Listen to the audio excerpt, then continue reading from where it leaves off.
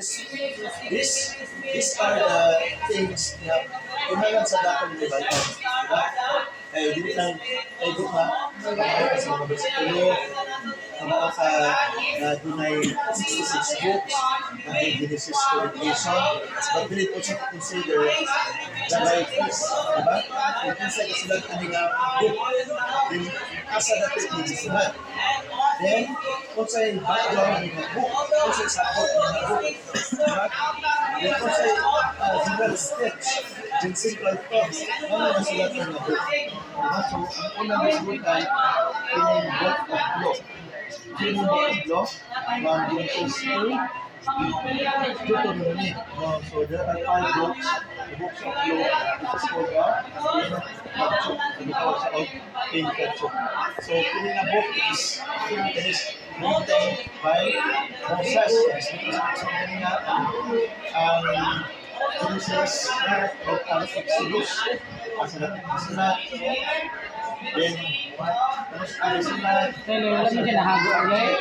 Ngayon na pa na ginagan. Once upon a time, simple talk or background sa so, panayon ang Leviticus. So, the writers ng Leviticus, ang Jesus to, ang writers si Moses, ang writers and authors kay naman ito sa book, sa writers and authors. So, dahil mga tanong ko nga, isa may isulat sa Genesis to Deuteronomy. So, so, asa mo isa nga dapit kung gusto mo nila time. Ang Leviticus, isulat sa time approximately 1,400 BC or before Christ, in the second year after the Exodus, after the tabernacle was erected. So after the tabernacle was erected, then ang Exodus, si Moses nagsulat po siya of Leviticus. Pinasa man nilapit na isulat niya in the wilderness near at the Mount Sinai. So dito na lang isulat, dito na yung lugar, isulat niya ang Leviticus. Then after that, Bulan. Kaya isulat, nakabulan may isulat. Bulan. 1 month from the election of the Bulan of the first day of the first month in the second year of the Exodus from Egypt, the first day of the second month of the same year. So, ang cover niya is 1 month after the election of the tabernacle. Then, on the first day of the first month, Sikera, and in the second year after the Exodus from the Egypt, then to the first day of the second month of the same year. So, lalabas ang coverage sa Exodus.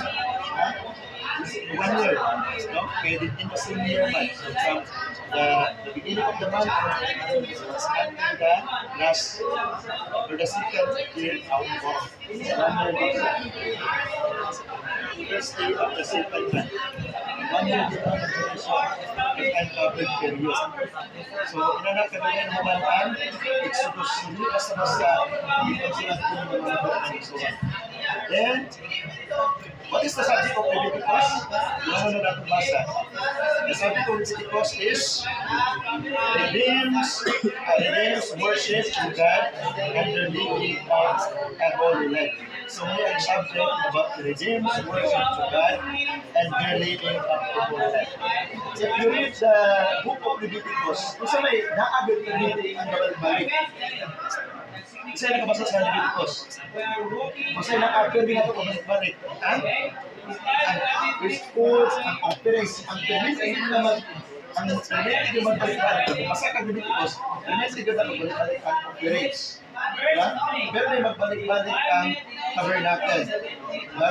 Because this book, it is the Lord, yang kwan ang after na nalawa sila, yan ditutusan, diba? Na ano sa backlog, nagpausa sila malagad sa Diyos.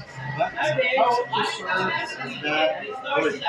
Then, nalagat sila, then, di ba, sa tabernacle, sa tabernacle, hindi sila mo, ang mga katawan sa Israel, hindi sila mo direct. Bakit pa sila sa priesthood, no? Ang ilang offering, hindi mo direct sila yung dito. Bakit pa sa, di ba, na ay, sa tabernacle ay outer, wala ay holy place, wala ay holy place. Diba? Sa dito na siya sa holy place. Ang mga sacerdote na po na matulog ko sa holy of holies. Kaya katulad na dito sa holy of holies na ito ang ano ito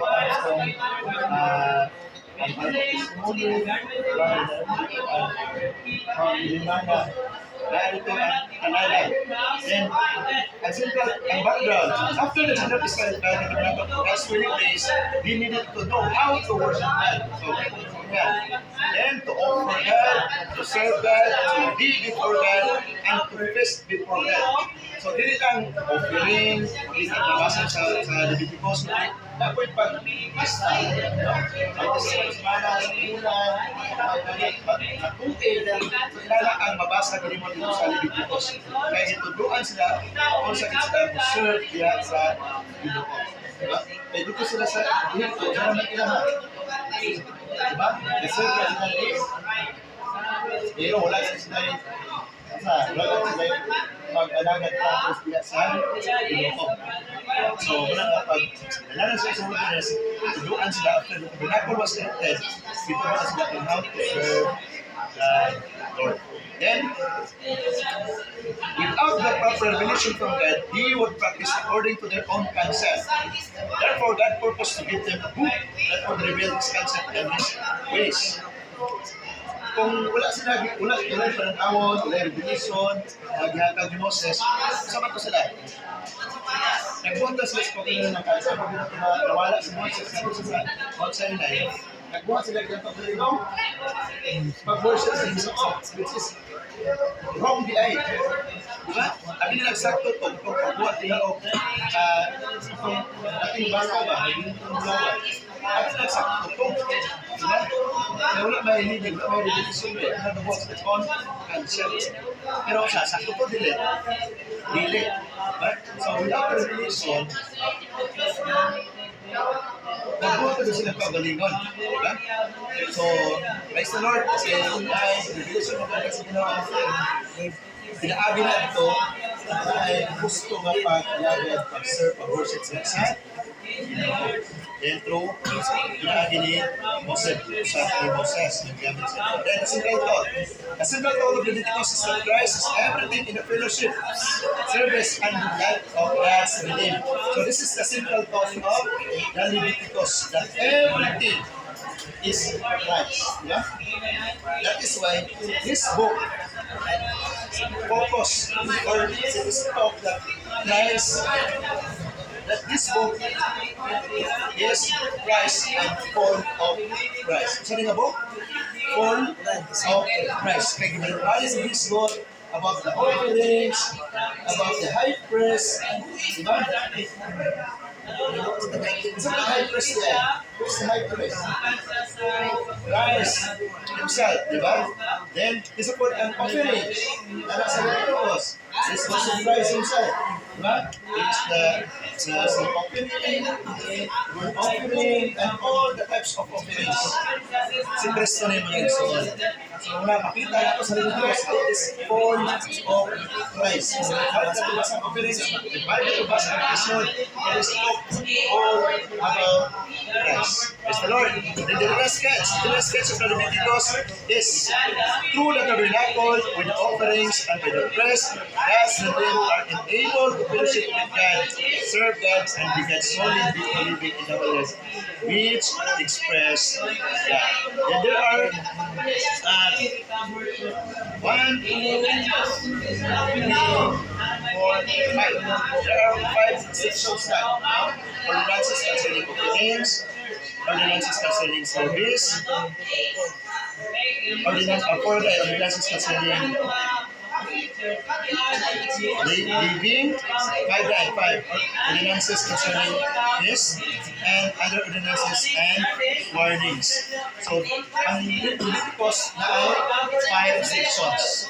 So, kung tatanong kaya sa section ng Leviticus, 5. Let's talk about the ordinances of offering, concerning offering, concerning the service, concerning the meeting, concerning the feast, and other ordinances, or concerning the warnings. So, nasa mga warnings nga sa Leviticus. So, ang purpose ko sa Leviticus is para matuluan din ang children of Israel on how to serve, to worship, and to live right. Alam sa nato karon, ini nga Leviticus, mahimo sa nato ni na paagi na masabi ka o sa sakta mas kabuhi o sa sakta bukalagad o mo dahil magkulamuhi sa so numbers. Isa yung sulat sa numbers. Ito Moses sa Gapon. Diba? Asa gisulat? Ha? In the Moab. By the Jordan River at Jericho. Asa gisulat ang numbers? In the days of Moab. By the Jordan River at Jericho.